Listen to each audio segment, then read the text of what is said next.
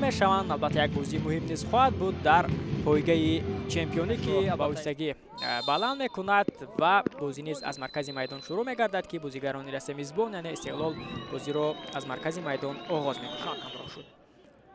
فرصت پیدا میشود برای دسته روشن، ضربه نیز اجرا کرده شد و گل.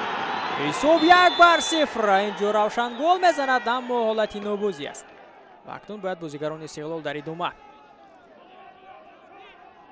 شکر کنند که آینواله اولاولووا در حالت نوبازی بود. این گل بیکار کرده شد و در ادامه در خط دفاع خوبتر و بهتر بازی کنند که دیگر چنین فرصت اگر برای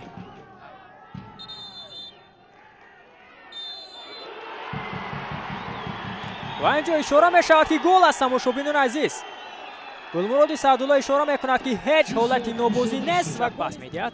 کوشش نوبتی از جانب بازیگران دسته استقلال.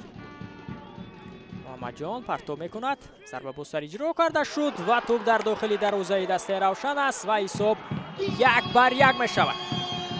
رستم سایروف در دقیقه 22 بازی حساب را برابر.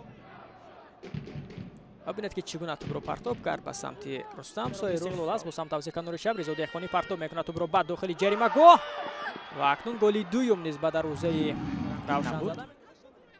بله چنین هم هست. بسیار خوب یک نفر رو گذشت، بسیار خوب پاس میدهد. امکانیت هست برای بازیگران دسته روشن. از همین موقعیت ضربه اجرا کرده می شود از جانب گردیدن. رستم سایروف امکان داشت.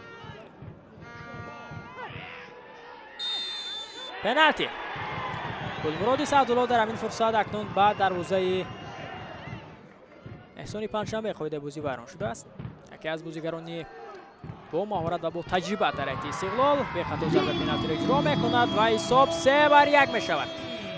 از فرصت‌هایی که دارد درست استفاده کند و باز هم به دروازه روشن یک ضربه دیگر از همین مسافه اجرا کرده می شود و رحمت الله میتواند. هجومی دسته روشن بسیار هم خوب. شریدین بابایف و توپ است.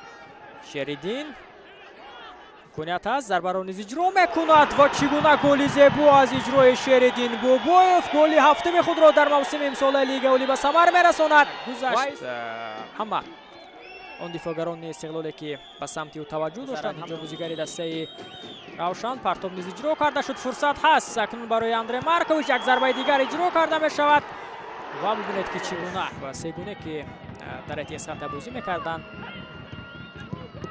یک فرصت پیدا می شود برای بازیگران استقلال. بسیار مگذار بالاتر از دروازه میدان را ترک کرد. ضربه سمی کنجی به فایده استقلال با بازیگزاری انجام داده می شود.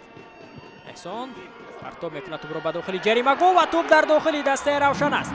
حالتی نوبازی نیست. حساب 4-2 می شود. سونی پنجشنبه باید متوجه میشیم به همین حالت.